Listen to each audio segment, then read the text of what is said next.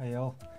So today's Saturday, the 31st of October, and that now marks 3 weeks of the Sling TSi Fuselage build. So it's coming along quite well. So I'll give you all an update on the progress and also a couple of things to keep an eye out for when you're building the fuselage kit.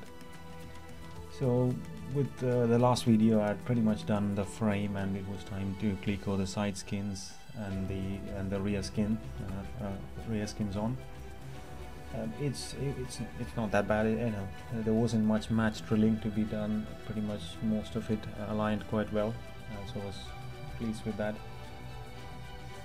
It was quite tricky with the strengthening that you add for the steps. There's quite a bit of work to be done, and in what sequence you put them in, that's not that well detailed in the manual, so you've got to cleco everything in place and see how they fit, and then take it off and put it together, the best sequence, and also the direction of riveting, best way you can access the rivet gun access is best, and then it was a matter of putting together as many clecos. I pretty much used up all my clecos while doing this step.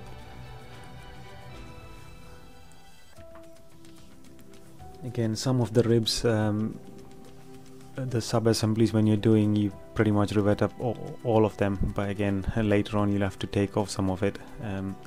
Again, with this step, the top line where there's the overlapping, the top skin overlaps that, so obviously that step, obviously that line you don't rivet, and here it's just I've sped up what I was doing, the riveting of the very rear section. Obviously this is towards the end where most of the clecos were removed. I initially had pretty much every other hole, cleco in every other hole before I did this step. There was a little bit of match drilling to be done on the rearmost bottom rib versus the skin alignment, but it wasn't much. Most of it went together quite well. Yeah, and the rivet gun really helps make it a quick work of it. So I did both the sides. I left the clecos on the bottom so that once all the sides are done, I could flip or turn the rear section over to the side and then do the bottom ones.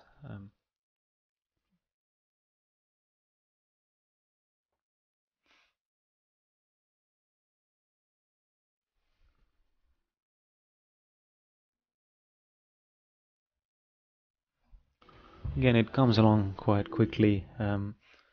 Yeah, once this was turned to the side, then went and did all the bottom ones. Obviously the side skin overlaps the bottom skin, and the pushed kind of clecoed the step assembly together to see which are the holes that will be only done later on. So there are 5 holes at the bottom row and 4 on the side one, and that have to be left for the step when it is installed much later in the build. And also I think they use stainless steel rivets for that bit. So once the bottom skin was completely done, obviously the overlapping of the side skins onto the bottom skin, and both sides fully done, just the top row left. Obviously when the top skin comes over the overlap, you rivet that. Again, I know there's a little bit of chance of oil canning potentially by doing like this, once I rivet the bottom side on, but I think without that I just don't have enough clecos to just do it just by clecoing everything in place. And so now it was a good stage of everything is nice and clean, so that was the best time to run the cables, especially you've got good access to run all the wiring which goes all the way to the back. The bulkhead, when it attaches, some of these rivets, all the inside rivets on that rib 3 needs to be taken out, and it will be installed once the bulkhead is on. First thing was the rudder assembly, the rudder cable assembly, to run it all the way to the back. A few rivets and rib nuts mainly to be installed. M4 rib nuts are mostly for that stiffening mechanism. and then where it attaches to the main rib, that rib 2 there's an M5 rib nut. And so I've just put them in the least tensioned position for now. I think they will be done later on. Installing the luggage box and the luggage floor, I clicked out everything in place and had a look where are the rivets and which needs to be done. Obviously there are some at the back here on those 2 luggage stops, which if the luggage box extension is on, it's very hard to get to, so you gotta figure out which to do when. And I also don't like the position they've given for the GMU11 now. I think it'll interfere with the rudder cables. Looking at putting it in the previous location, or even right behind that hole there, the square hole, slightly behind that, so you can still access it, and it's well out of the way of the rudder cables and the push rod, elevator push rod, when it is installed later. So with that, I ran all the wires. So I've got my trim servo and strobe running on this right side. Both I've put through this protective sleeving, and on the left I've got the GMU11, and on the top rib on the left I'm running the COM wire, the COM1. And also at this stage, the luggage skin, you have to do the insulating foam on the bottom. So pretty straightforward, just cut it in size and stick it to the back. I think what it does is it kind of changes the damping coefficient of that skin and makes it vibrate less and that sort of thing. So, and the luggage box also can be done off the table, on the table, and brought and assembled in place. With all the wiring pretty much done, I did a new harness for the, I didn't use the one that came in the kit for the trim wire. I was told that it's likely to have some interference, so for the signals I did a shielded 3-conductor wire and then power and ground separate. So made up that harness for that. And then the rest of it, I did use the wire came for the strobe, for the COM and COM. GMU11 I did my own harness as per my avionics supplier's specification. So again, all the wires are running behind these stringers or long runs, and they are cable tied in place. And then again it comes out here, again protective sleeving all the way through, and Nick helped me put the connectors in. We've got mating connectors on the horizontal stabilizer and the vertical stabilizer already in place. So, and the GMU11 position, I've left it a little bit open, so I've left the wire long enough so I can have it either right behind that square hole or further back as what the factory says. With the COM antenna as well, ran the wire along the rib 3, back of rib 3. There were no particular points you can attach to, so use these adhesive backed cable tie positions to do that. Once all the wiring was done, the luggage floor has this support rib which needs to be riveted to the skin. The trouble was when I put it in the original, the way it came, it was causing kind of a bulge on the skins because it was pushing against it. So I basically had to kind of manipulate the last bend on both sides, kind of made that bend a little bit tighter so that it doesn't push the skins outwards, and the end result was much better because as you can see, it doesn't push that skin out further than it should.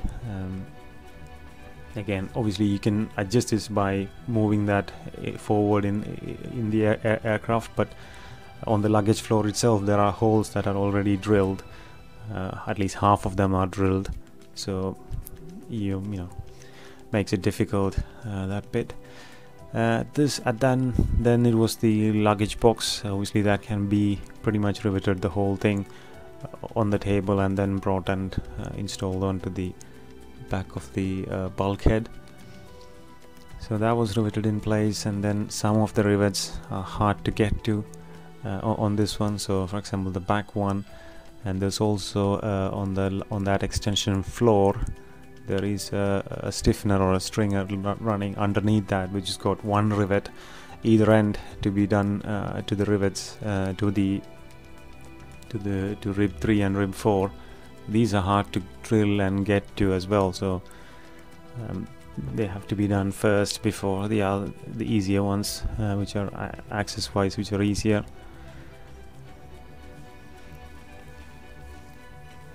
So throughout this stage it's more of planning in terms of, once you have this in place, do you have access to the next bit, that sort of thing. And then it was time to bring the luggage floor assembly. Again, that was done mostly offline, or did attach the stringers to the luggage floor and then brought that up. The riv nuts had already been put in, the M4 riv nuts for the inspection hatches. And then at this stage here there are 4 rivets to be done from that stringer, the bottom of the stringer. So they are quite hard to get to, but did manage with a right angled drill and a hand riveter. Bulkhead as well. The extension, and these 2 additional stiffeners for the, I think that's for the seat belt harness points. So they're the 4mm rivets along the side. They're pretty straightforward installing them. And I also tried to put in enough protection for the coaxial cable where it goes through kind of tight spaces. And there's multiple brackets provided for the antenna support. I think I've got to use this because I've got the non-parachute version. Because in the kit they provided the parachute version and the non-parachute version, and it's not clear which one goes with which variant. So at this stage it's pretty much done in terms of the rear fuselage section. So it's now next step is to put the top skins on, but I need the inspection by the LA inspector done, so that's planned for next week. And also have to finalize this GMU11 position and install that bracket before I install the top skins. So once the top skin is done, I can finish this assembly and move it aside and start on the center fuselage. So until next time, take care everyone, bye.